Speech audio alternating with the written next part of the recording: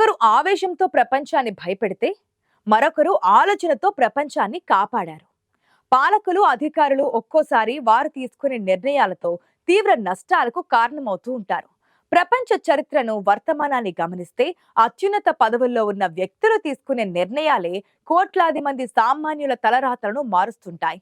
మనం ముందు చెప్పుకున్నట్లు ఒక్కోసారి ఆవేశంతో, అహంకారంతో తీసుకునే నిర్ణయాలు మానవాళిని తీరని నష్టాన్ని కలిగిస్తే, మరికొన్నిసార్లు సమయస్ఫూర్తితో, విచక్షణతో తీసుకునే నిర్ణయాలు ప్రపంచాన్ని పెను ప్రమాదాల నుంచి కాపాడతాయి.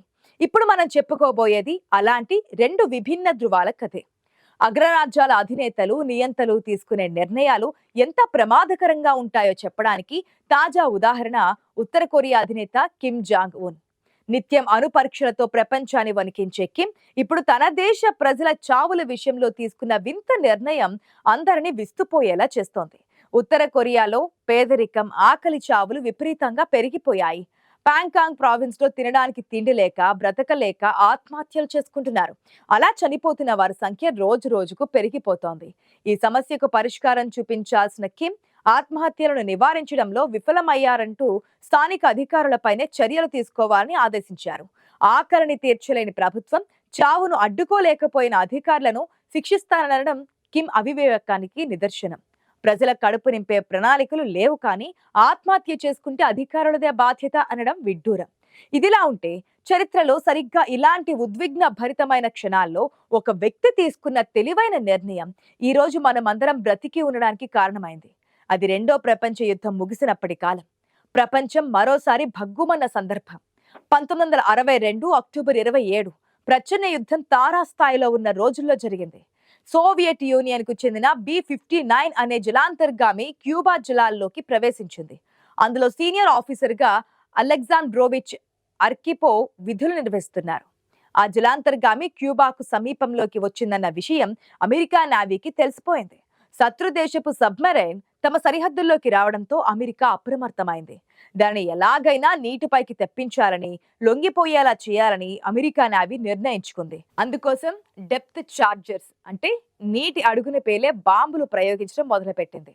వాస్తవానికి అమెరికా ఉద్దేశం ఆ సబ్మెరైన్ ను పేల్చేయడం కాదు, కేవలం హెచ్చరించి పైకి రప్పించడమే. కానీ నీటి అడుగున రేడియో సిగ్నల్స్ అందని లోతులో ఉన్న ఆ జలాంతర్గామిలోని సిబ్బందికి అలా అర్థం కాలేదు. బయట ఏం జరుగుతుందో తెలియని అయోమయ పరిస్థితుల్లో వారున్నారు. ఆ ఒక్క క్షణం ప్రపంచ భవిష్యత్తును నిర్ణయించే క్షణంగా మారుతుందని ఎవరూ ఊహించలేదు.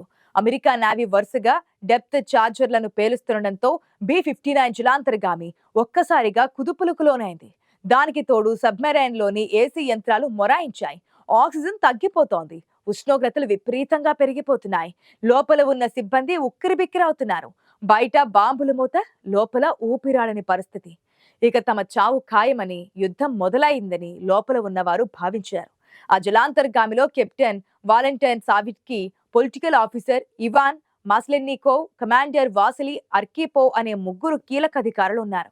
అత్యవసర పరిస్థితులు ఎదురైనప్పుడు మాస్కో నుంచి ఎలాంటి ఆదేశాలు లేకపోయినా తమను తాము రక్షించుకోవడానికి స్పెషల్ వెపన్ వాడే అధికారం వారికి సోవియట్ ప్రభుత్వం ముందే ఇచ్చింది. స్పెషల్ వెపన్ అంటే అదేదో క్షిపణి కాదు, అక్షరాల 10 కిలోటన్నుల అణు వార్హెడ్ కలిగిన టార్పెడో.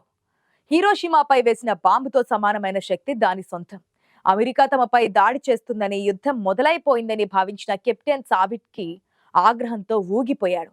మనం ఎలాగూ చనిపోతాం, కానీ శత్రువులను చంపకుండా పోవద్దు. మనం రష్యన్ నావికులం, మన పరువు పోకూడదు అంటూ అణు టార్పెడోను ప్రయోగించడానికి సిద్ధమయ్యాడు. దానికి పొలిటికల్ ఆఫీసర్ కూడా మద్దతు తెలిపాడు. ఒక్కసారి ఆ బటన్ నొక్కితే అది నేరుగా వెళ్లి పైన ఉన్న అమెరికా యుద్ధ నౌకలను తుత్తునేలు చేస్తోంది. కానీ అది కేవలం ఒక్క దాడితో ఆగిపోదు. అది మూడో ప్రపంచ యుద్ధానికి నాంది పలుకుతోంది. ఆ జలాంతర్గామిలో ఉన్నది మామూలు ఆయుధం కాదని, అణు ఆయుధమని బయట ఉన్న అమెరికన్లకు తెలియదు. అయితే ఆ ప్రయోగం జరగాలంటే నిబంధనల ప్రకారం ముగ్గురు అధికారుల ఏకాభిప్రాయం ఉండాలి. ఇద్దరు సై అన్నారు, కానీ మూడో వ్యక్తి అలెగ్జాండ్రోవిచ్ ఆర్కిపోవ్ మాత్రం వద్దు అని గట్టిగా అడ్డుకున్నారు. అప్పటికే రెండో ప్రపంచ యుద్ధం మిగిల్చిన గాయాలు ఇంకా మానలేదు. ఇప్పుడు మళ్లీ అణుయుద్ధం వస్తే ఈ భూమి బూడిద కుప్పగా మారుతుందని అర్కిపోవ్ భయపడ్డారు. తన సహచరులు ఆవేశంలో ఉన్న అర్కిపోవ్ మాత్రం అత్యంత సంయమనంతో వ్యవహరించారు. కెప్టెన్ అరుస్తున్నా ఆయన మాత్రం శాంతంగా ఆపే ప్రయత్నం చేశారు. ఆ ఒక్క నో అనే మాట ఈ రోజు మన ఉనికిని కారణమైందని చరిత్రకారులు ఇప్పటికీ చెబుతున్నారు. ఆ జలాంతర్గామి కంట్రోల్ రూమ్ లో ఆ కొన్ని నిమిషాల పాటు జరిగిన చర్చ ప్రపంచ భవితవ్యాన్ని నిర్ణయించింది. అగ్రరాజ్యాల మధ్య పచ్చగడ్డి వేస్తే భగ్గుమనే ఆ సమయంలో ఏ చిన్న తప్పు జరిగినా దానికి మూల్యం పెద్ద మానవ జాతి చెల్లించాల్సి వచ్చేది.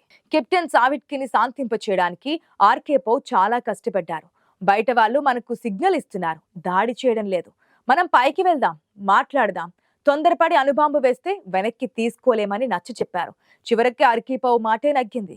జలాంతర్గామి ఉపరితలంపైకి వచ్చింది. అమెరికా సేనలు వారిని చుట్టుముట్టాయి, కానీ దాడి చేయలేదు.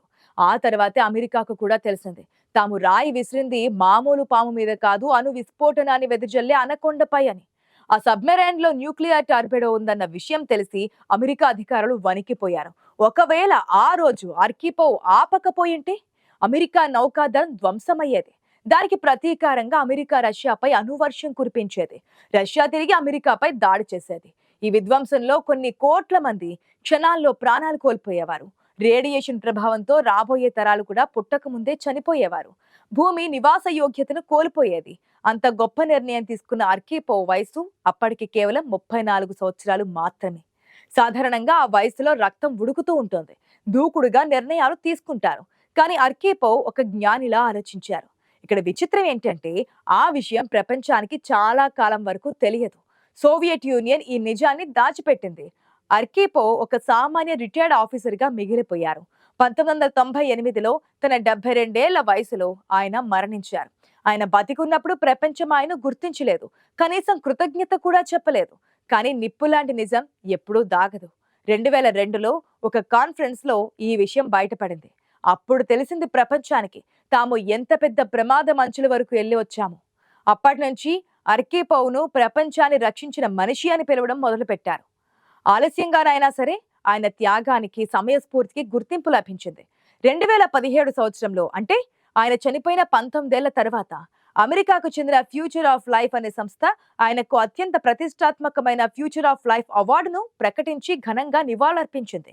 నిజమైన హీరోలకు మరణం ఉండదు, వారి త్యాగాలు చరిత్ర పుటల్లో చిరస్థాయిగా నిలిచిపోతాయి. ఫ్యూచర్ ఆఫ్ లైఫ్ అనే ఈ సంస్థలో సామాన్యులు కాదు, ప్రపంచ గతిని మార్చే అతిరథ మహారథులు సభ్యులుగా ఉన్నారు. స్పేస్ ఎక్స్ అధినేత, ప్రపంచ కుబేరుడు ఎలన్ మస్క్, ప్రముఖ హాలీవుడ్ నటుడు మోర్గాన్ ఫ్రీమన్, ప్రఖ్యాత ఖగోళ శాస్త్రవేత్త లార్డ్ మార్టిన్ రీస్ వంటి వారు ఇందులో భాగస్వామ్యులుగా ఉన్నారు. మానవాళి మనుగడకు ముప్పు వాటిల్లినప్పుడు విపత్తుల నుంచి ప్రపంచాన్ని కాపాడిన వారిని గుర్తించి గౌరవించడమే ఈ సంస్థ లక్ష్యం.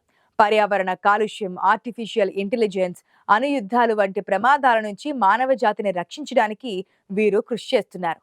అలాంటి సంస్థ అర్కీపవ్ చేసిన సేవను గుర్తించింది. ఆయన మరణ అనంతరం ప్రకటించిన ఈ అవార్డును $50,000 నగదు బహుమతిని ఆయన మనవడు సెర్గెయ్ కూతురు ఎలెనా స్వీకరించారు. ఈ సందర్భంగా అర్కీపవ్ కూతురు ఎలెనా అండ్రియుకోవా మాట్లాడిన మాటలు అందరినీ కదిలించాయి. మా నాన్న ఎప్పుడూ తనను తాను హీరోగా చెప్పుకోలేదు, ఆయన తన విధిని మాత్రమే నిర్వర్తించారని అనేవారు. కానీ ఆయన వల్లనే ఈ రోజు ప్రపంచం ఇలా ఉంది అని అమెరికా సంస్థ గుర్తించడం మాకు చాలా గర్వంగా ఉంది అంటూ ఆమె కన్నీటి పర్వంతమయ్యారు.